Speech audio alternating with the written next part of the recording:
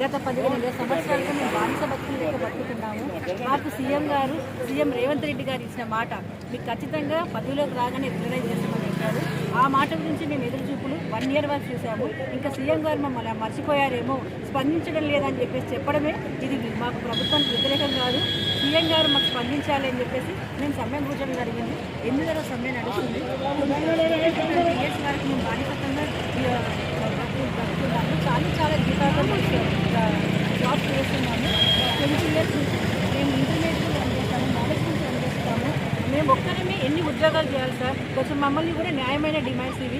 మీరు ఇచ్చిన మాటే కదా, మాకు గవర్నమెంట్ విలీనం చేయండి, విలీనం చేసి మమ్మల్ని కూడా రెగ్యులరైజ్ చేయండి. ఒకవేళ మీకు సాంకేతిక ప్రాబ్లమ్స్ ఏమైనా వచ్చి ఉన్నా ఆల్రెడీ వేరే అదర్ స్టేట్స్లలో కేజీబీ వాళ్ళని రెగ్యులరైజ్ చేశారు.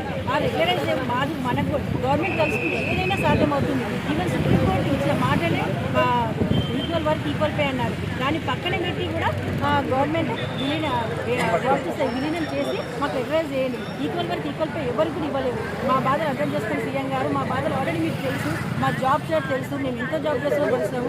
And we are equal to government residential schools work చేస్తున్నాము కూడా మీకు తెలుసు.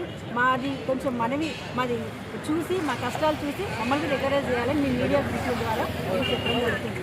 గవర్నమెంట్ తొందరగా స్పందిస్తే 13 వింగ్స్ ఆల్ వింగ్స్ అండి, ఇక్కడ అందరు వింగ్స్ వచ్చాయి. ఎస్ఎస్సీ ఆల్ వింగ్స్ వాళ్ళు వచ్చాము. ఐఈఆర్పీలు, టీటీఐలు, ఎస్ఎన్డబ్ల్యూ, సిఆర్పీలు, ఎంఐఎస్లు అందరం కూడా ఇక్కడ వచ్చాము. అందరూ కూడా గవర్నమెంట్ డిపార్ట్మెంట్కి వర్క్ చేస్తున్నాము, తెలంగాణకు వర్క్ చేస్తున్నాము. మేము తెలంగాణ బిడ్డలము. సీఎం రేవంత్ రెడ్డి గారు ఒక మాట ఉందండి, తను మాట తప్పడు నడుమ తిప్పడు అని. ఖచ్చితంగా తను మాకు న్యాయం చేస్తారని కోరుకుంటున్నాము. సీఎం గారు తొందరగా స్పందించండి. మీరు ఎందుకు గవర్నమెంట్ ఈ ఆడపడుచులు ఇక్కడ కూర్చున్నాము, రోడ్ల మీద కూర్చున్నాము, ఎందుకు ఇన్ని రోజులు మీకు మాకు కొంచెం అర్థమవుతలేదు. సీఎం గారు we are waiting for you. Please మాకు జస్టిస్ చేయండి, న్యాయం చేయండి. మీరు ఇచ్చిన మాట మీరే నిలబెట్టుకోండి. Thank you.